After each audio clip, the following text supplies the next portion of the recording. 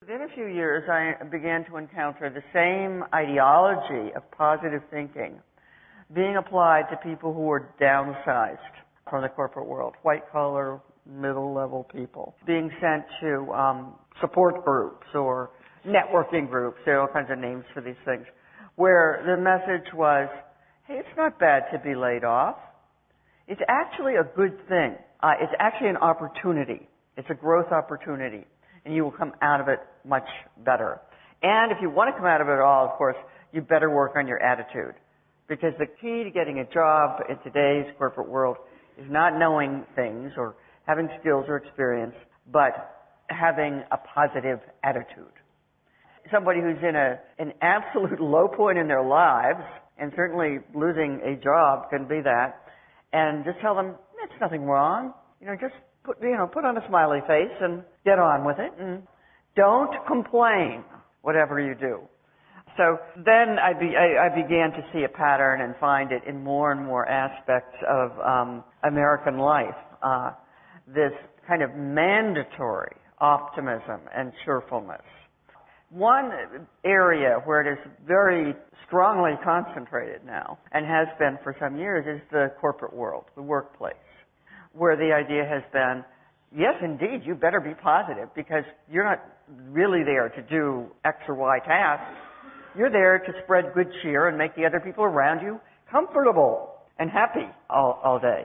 Now, you might think, what's wrong with that? I mean, certainly many people have asked me, well, all right, so it's delusional to think everything is okay, or to go to the real delusional extreme. Embedded in all this is the idea that you change the physical world with your thoughts. When you send thoughts out from your mind, they exert a force that brings things to you that you want. So if I were, we're doing this right, we could all concentrate on getting $1 million or whatever, and indeed it would come. There have been a lot of attempts to explain this scientifically. For a while it was magnetism, that thoughts must exert a magnetic force that draws things to you. As we know, however, our heads are not attracted to refrigerators. The magnetic force is so tiny that is exerted by that. Now they talk about quantum physics. I love that. Quantum physics, for some reason, have become an excuse to mock all of science. See, there's nothing real, nothing true, and whatever you think, that's how the world is. So if you think positively, you remake the world positively, according to this pseudoscientific explanation. But anyway, what's wrong with this? Why not delude yourself into thinking, everything's fine and that you can change the world with your thoughts? And I have two problems with it. One, I'll be hardline about this. I think delusion is always a mistake. There's no safe delusions. Although one of the messages of positive psychology in the United States is, it's good to have some positive delusions about yourself. I think the biggest evidence to that is the financial meltdown of '07. Now, a lot of things went into that, like extreme class inequalities of the United States and, your country too. Greed and economies based increasingly on finance rather than manufacturing or anything. But certainly one element was the grip of positive thinking in the corporate world, and particularly in the financial sector. I mean, people who tried to raise problems in the middle of the last decade would be shut up or fired. You couldn't be inside Countrywide Mortgage Company, which was the one that it's almost single-handedly set off the whole collapse in the U.S., and say, I'm worried about our subprime mortgage exposure, or you'd be out. And I got to interview some Wall Street guys, very successful Wall Street guys. They said this is just how it is. You can't, people who tried, say within Lehman Brothers, to point out that the housing prices could not rise forever, were fired. So it was this willful ignorance. Nobody could think bad thoughts, nothing bad, and if you didn't, nothing bad would happen. And I think the other thing that I find very, very disturbing about it is I just think it's cruel. I mean, it's cruel to take people who are having great difficulties in their lives and tell them that it's all in their head and they only have to change their attitude. And my favorite example of this moral callousness is from the author of The Secret. That was a bestseller here too, admit it. The book on how you can have anything you want, attract anything to yourself by thinking. And she was asked about the tsunami of '06 and how could this happen? And she said, in kind of paraphrasing, that those people, the victims of it, must have been sending out tsunami-like vibrations into the universe to attract that to themselves, because nothing happens to us that we don't attract. And I think that's beyond amorality. I don't even know where to locate that. I'm not advocating gloom and pessimism or negativity or depression. Those can also be delusional.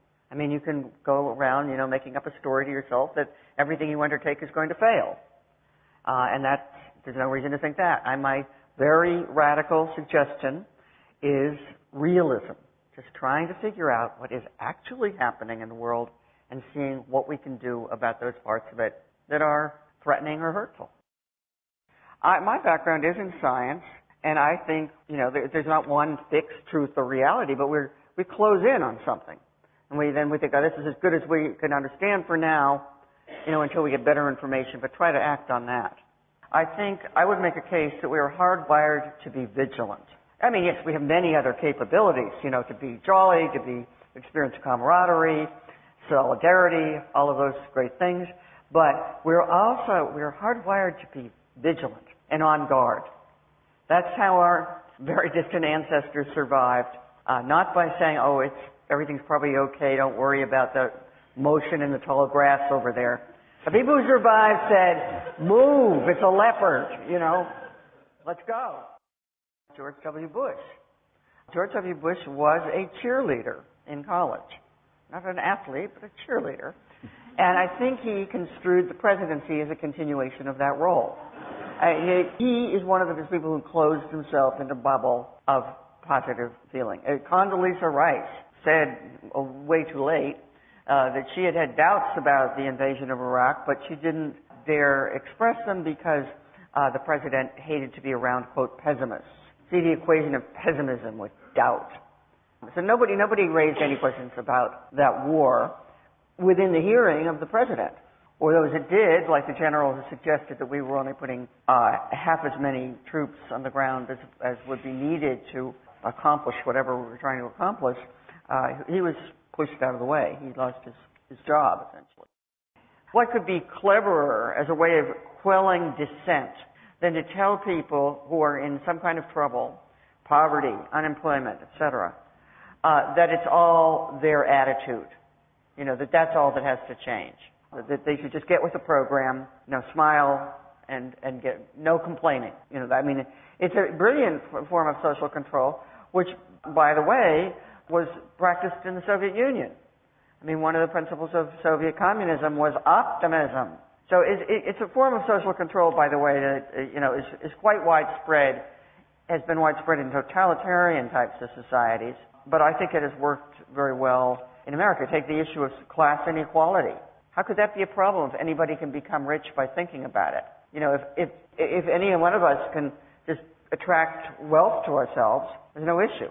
Somebody raised a parallel to what we call market fundamentalism, right? The idea that the market, the invisible hand, will straighten everything out. That you don't have to intervene, you don't have to have policies, you don't have planning, because there's this miraculous force that just irons out everything. Well, maybe a couple of generations get crushed along the way, but it's basically, I think it completely overlaps with the positive thinking ideology. You don't really have to do anything because there is this benevolent, invisible deity, the market, that will clear everything up. And I tell people, you want to really take a mental leap of sort of a kind of believe that we could change things. It's the powerlessness of positive thinking, because it always just envisions you as a lone individual changing the world. Or not changing the world, redesigning the world to fit your ideas. But we do have we do have power. We have collective power, which we could use to make changes that would end a great deal of unnecessary suffering in the world.